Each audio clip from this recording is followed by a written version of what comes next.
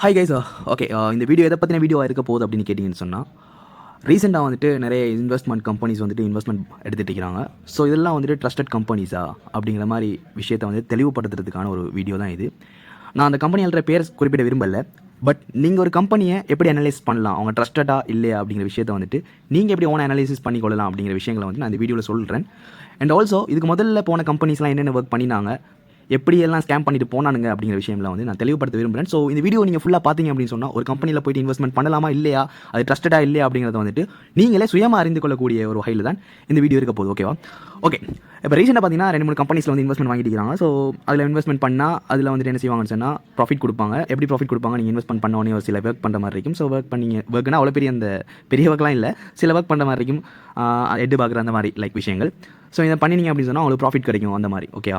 So இப்போ வந்துட்டு நீங்கள் ஒரு கம்பெனி, அந்த கம்பெனியில் போய்ட்டு இன்வெஸ்ட் பண்ணுறீங்க. இப்போ வந்துட்டு அந்த கம்பெனி வந்து உங்களுக்கு லோ ப்ராஃபிட் தான் தருவாங்க. அதாவது நீங்கள் சின்ன இன்வெஸ்ட்மெண்ட் பண்ணிங்கன்னா சின்னதாக ப்ராஃபிட் தருவாங்க. ஓகே, இப்போ இந்த ப்ராஃபிட்டை வந்துட்டு மல்டிப்ளை பண்ணணும். பட் இன்வெஸ்ட்மெண்ட் இல்லாமல் அப்படி நினச்சிங்கன்னு சொன்னால் நீங்கள் என்ன செய்வீங்க, இன்னும் ஒரு 2 பேர் 3 பேர் உங்களோட ஃப்ரெண்ட்ஸ் எல்லாம் வந்து சேர்ப்பீங்க. அப்படி சேர்க்கும்போது உங்களுக்கு கமிஷன்ஸ் கிடைக்கும். ஸோ இதை சொல்லுவாங்க பிரமிட் சிஸ்டம். ஓகே, பிரமிட் அடிப்படையில் வந்துட்டு இன்வெஸ்ட்மெண்ட் எடுத்து உங்களுக்கு அதில் ப்ராஃபிட் கிடைக்கும். ஓகே, ஸோ இந்த மாதிரி தான் நிறைய கம்பெனிஸ் வந்து ரன் ஆகிட்டு இருக்குது. ஸோ இவங்கெல்லாம் வந்துட்டு ட்ரஸ்டடா அப்படின்னு கேட்டிங்கன்னு சொன்னால் உண்மையிலே ட்ரஸ்டட் இல்லை, 100% ட்ரஸ்டட் இல்லை. பட் எதை வச்சு நான் ட்ரஸ்ட் இல்லை அப்படின்னு சொல்ல வரேன். அப்படி ஓகே, ஃபஸ்ட்டு பார்க்க வேண்டிய விஷயம் வந்துட்டு, அந்த கம்பெனி இன்வெஸ்ட்மெண்ட் வாங்குதுன்னு சொன்னால் ஃபஸ்ட்டாக நீங்கள் பார்க்க வேண்டிய விஷயம் வந்துட்டு, அந்த கம்பெனி வந்துட்டு ஸ்ரீலங்கா சென்ட்ரல் பேங்க் கீழே வந்து ரெஜிஸ்டர் பண்ணிக்கிறாங்களா, சிபிஎஸ்சியில் கீழே வந்து ரெஜிஸ்டர் பண்ணிக்காங்களா அப்படின்னு பார்க்கணும். ஏன்னு சொன்னால் அவங்க அப்ரூவ் பண்ணால் மட்டும்தான் கம்பெனிஸ் வந்துட்டு இன்வெஸ்ட்மெண்ட் வாங்கலாம். ஓகே, ஏன்னா ட்ரஸ்டடாக வந்துட்டு இன்வெஸ்ட்மெண்ட் வாங்கலாம்னு சொன்னால் அவங்க அப்ரூவ் பண்ணணும். ஏன்னா இப்போ ஒரு கம்பெனி சாதாரணமாக ஒரு இன்வெஸ்ட்மெண்ட் வாங்குற கம்பெனி உண்டு, சிபிஎஸ்எல் அப்ரூவல் வந்து ஈஸியாக எடுத்துக்கொள்ளலாமான்னு கேட்டால் அப்படி எடுக்க இயலாது. ஏன்னா வந்துட்டு அவங்க நிறைய இன்வெஸ்ட்மெண்ட்ஸ் காட்டுற மாதிரி இருக்கும், பர்சனல் இன்வெஸ்ட்மெண்ட்ஸ் காட்டுற மாதிரி இருக்கும். அதுபோல் பார்த்தீங்கன்னு சொன்னால் இன்சூரன்ஸ் காட்டுற மாதிரி இருக்கும். ஏன்னா வந்துட்டு அந்த கம்பெனி லொஸ் ஆனிச்சுன்னு சொன்னால் ஃபியூச்சரில் வந்துட்டு அந்த கம்பெனி அந்த எப்படி அந்த மக்கள்கிட்ட இன்வெஸ்ட்மெண்ட்ஸ் ரிட்டர்ன் கொடுப்பாங்க அப்படிங்கிற மாதிரி நிறைய விஷயங்கள், நிறைய எலோகேஷன்ஸ்லாம் எடுத்திருப்பாங்க. ஸோ அப்படி எடுத்தால் மட்டும்தான் அவங்க நிறைய விஷயம் காட்டுற மாதிரி இருக்கும். சும்மா சாதாரணமான அப்ரூவல் கிடைக்காது, அப்ரூவல் பண்ணி வருஷக்கணக்காகும் அப்ரூவல் வரதுக்கு. ஸோ அந்த மாதிரியெல்லாம் வந்துட்டு பண்ணித்தான் அந்த அப்ரூவலை கொடுப்பாங்க. அப்படி கொடுத்த கம்பெனியில் நம்ம இன்வெஸ்ட் பண்ணலாம்னு கேட்டால் தாராளமாக இன்வெஸ்ட் பண்ணலாம். ஏன்னா வந்துட்டு அதுக்கு பொறுப்பு யார், ஸ்ரீலங்காவோட சென்ட்ரல் பேங்க். ஓகே, இப்போ எக்ஸாம்பிள் வந்து சிஎஸ்சி, கொலம்போ ஸ்டாக் எக்ஸ்சேஞ்ச் இந்த இது. ஸோ இதில் வந்துட்டு நிறைய கம்பெனிஸ் இருக்காங்க. ஸோ அவங்களோட ஸ்டாக்ஸை நம்ம பை பண்ணி அது நம்ம ப்ரைஸஸ் இன்க்ரீஸ் ஆகும்போது செல் பண்ணலாம். ஸோ இதில் இன்வெஸ்ட் பண்ணலாமான்னு கேட்டால் எஸ், இன்வெஸ்ட் பண்ணலாம். எதை நம்ம இன்வெஸ்ட் பண்ணலாம், இதில் சிபிஎஸ்சியில் வந்துட்டு அவங்க ரெஜிஸ்டர் பண்ணிக்கிறாங்க. ஸோ அதனால் வந்துட்டு அதில் நம்ம இன்வெஸ்ட் பண்ணலாம். ஓகே, இப்போ எக்ஸாம்பிளுக்கு வந்துட்டு உங்களுக்கு சிபிஎஸ்சியில் வந்துட்டு ரெஜிஸ்டர் ஆகின கம்பெனிஸ் லிஸ்ட்டு நீங்கள் பார்க்கலாம்.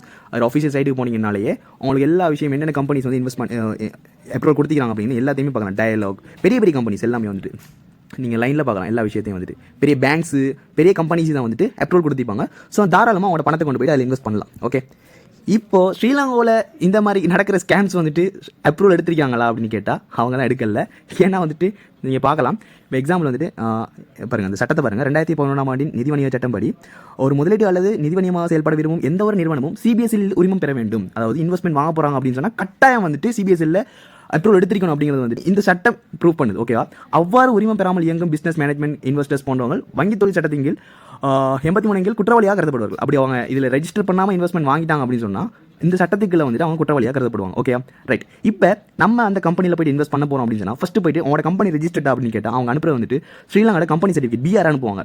இது யாராலும் பண்ணலாம். இது வந்து நீங்கள் 25,000 rupees உங்களுக்கு இருக்கும் அப்படின்னு சொன்னால் நீங்களே தாராளமாக ஒரு கம்பெனி வந்து உங்களோட நேமோட செலக்ட் பண்ணிட்டு நீங்களே பண்ணி எடுத்துக்கொள்ளலாம் 22 காசு இருந்தால். ஸோ இந்த சர்டிஃபிகேட் வேலை இல்லை. ஏன்னு சொன்னால் இந்த சர்டிஃபிகேட் இருந்தால் கூட கம்பெனியில் இன்வெஸ்ட்மெண்ட் வாங்கலாமான்னு கேட்டால் வாங்கலாம். இங்கே பாருங்கள், இந்த company prohibited by accepting collecting deposits and from public. அதாவது பப்ளிக் இருந்து எந்த ஒரு டிபாசிட்டும் வந்துட்டு வாங்க இயலாது. சாதாரணமாக ஒரு பிஆர், ஒரு கம்பெனி ரெஜிஸ்ட்ரேஷன் பண்ண ஒரு கம்பெனி. ஓகே, ஸோ அவங்க ஃபர்ஸ்ட் ஆஃப் ஆல் அனுப்புறது ப்ரோ உங்களோட ரெஜிஸ்டர்டா ப்ரோ அப்படின்னு கேட்டால் அவங்க அனுப்புற விஷயம் வந்து இந்த சர்டிஃபிகேட் அனுப்பிடுவாங்க. அனுப்பிட்டு எங்கள் கம்பெனியில் ரெஜிஸ்டர் பண்ணிக்கிறாங்க பார்த்தீங்களா அப்படின்னு கேட்பாங்க. ஸோ இது பண்ணி வேலை இல்லை, யாருமே பண்ணலாம். ஸோ இதுக்கு நமக்கு தேவையில்லாத விஷயம். ஓகேண்ணே, ரைட். நீங்கள் ஃபர்ஸ்ட் ஆஃப் ஆல் இந்த சிபிஎஸ்சியில் அப்ரூவல் டிக்கெட் பார்த்தீங்கன்னா அது இல்லையா, விளையிடுங்க. உங்களை இன்வெஸ்ட் பண்ணாதீங்க, எப்படியும் ஓடிடுவானுங்க, கன்ஃபார்ம் ஓடிடுவானுங்க. ஸோ விளையிடுங்க.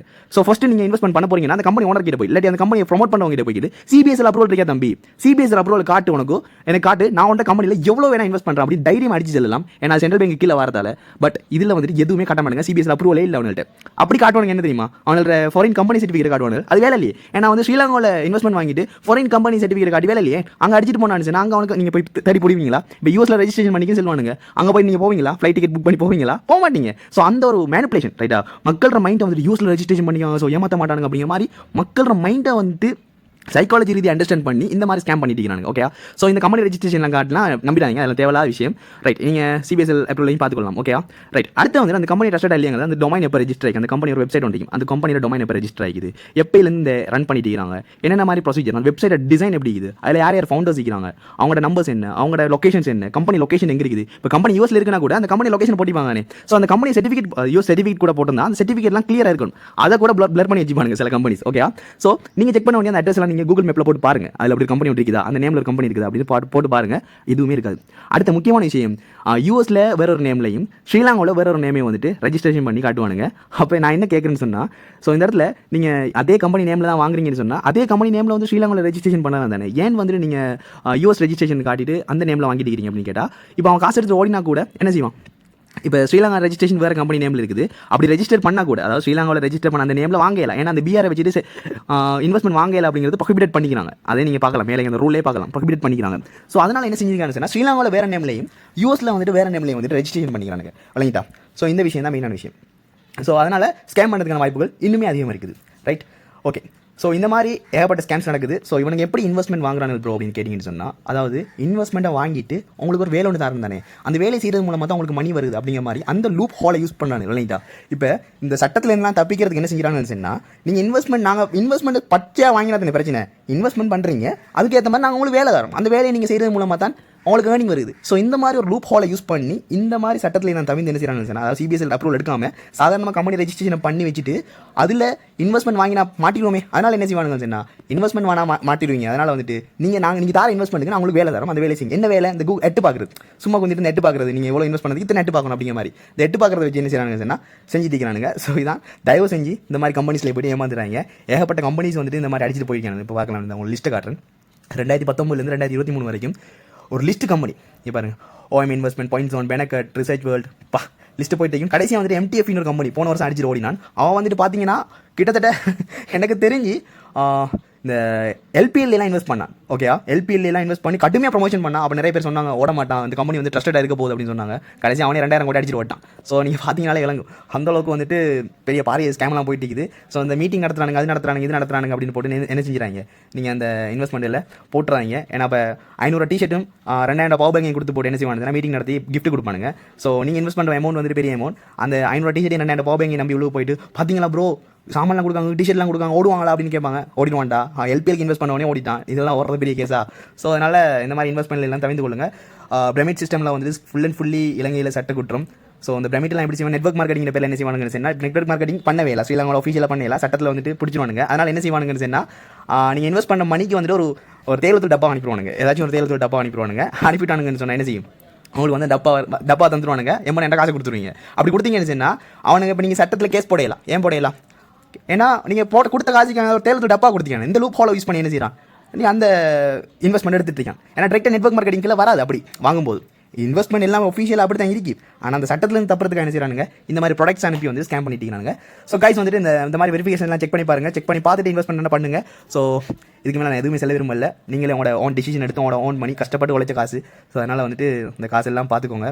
பாருங்கள், நிறைய வந்தாங்க. அந்த அமேசான் அஃபிலியேட், அமேசான் வந்தானுங்க, அமேசான் FBN ஒருத்தன் வந்தான், அதுக்கப்புறமா சோலா பவர் வந்தான். பாப்பா லிஸ்ட்டு போயிட்டே அந்த அளவுக்கு கம்பெனி ஸ்கேம் பண்ணிட்டு போய்க்கானுங்க. ஸோ ஜாக்கிரதையாக இருந்துக்கோங்க. இந்த வீடியோ ஷேர் பண்ணுங்கள், நிறைய பேர் இன்வெஸ்ட் பண்ண ரெடி ஆகிப்பாங்க, உங்களுக்கு இந்த வீடியோ ஷேர் பண்ணுங்கள், கட்டாயம் உங்களுக்கு ஹெல்ப்ஃபுல்லாக இருக்கும். ஓகே, நெக்ஸ்ட் வீடியோவில் மீட் பண்ணுவோம். பை.